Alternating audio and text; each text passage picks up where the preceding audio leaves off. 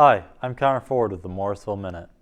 People living within the boroughs of New York City found themselves in the epicenter of the COVID-19 pandemic in 2020. Many Morrisville students, like our Mustang News reporter Tania Taylor, are adapting to the many changes. Let's get more from Tania. She joins us from her hometown of Far Rockaway. Hi, Tania. Absolutely, Connor. I'm here at the Beach 25th Street train station here in Far Rockaway, and since the pandemic began, they implemented new tap and pay turnstiles, as well as signs just like these encouraging riders to be socially distanced and wear their face masks properly. But these are not the only changes that have been made in Far Rockaway since the pandemic began. Far Rockaway is a neighborhood along the 10-mile Rockaway Peninsula in Queens, New York, home to around 120,000. When the pandemic began last year, residents were still slowly recovering from the $19 billion worth of destruction resulting from Hurricane Sandy just 9 years ago. St. John's Hospital, the only major medical facility within 10 miles, easily became overwhelmed with COVID-19 patients, dwindling supplies and equipment.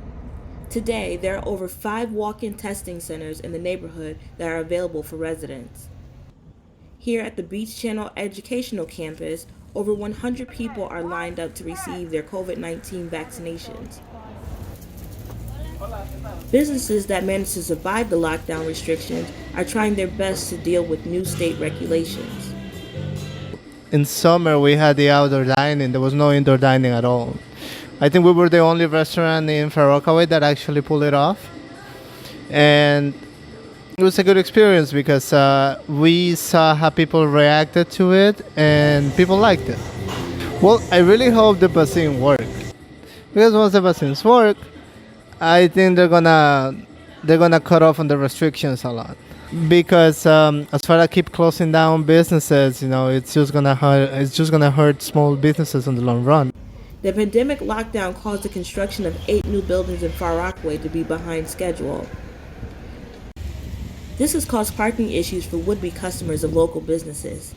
Double and triple parking, loud horns, and tow trucks are not uncommon sights, with rerouted buses now occupying valuable parking spaces. Q22 used to be on the other side, and now they got the Q22 running up this way on Mount Avenue, past all the businesses. So people have to get out and run to the store, then, and then the buses got to come, and it's just like, some business is messing up some of the businesses. Modified service and regular sanitation schedules have been implemented for the A train line and the Long Island Railroad. The ferry, which runs between Rockaway and Wall Street, has also made changes to its schedule and no longer offers refreshments for sale inside each vessel. If the number of COVID cases continue to decline, Rockaway Beach should be open to the public this summer, and restaurants and businesses along the boardwalk should finally start to see an increase in revenue. For the Morrisville Minute, I'm Tania Taylor.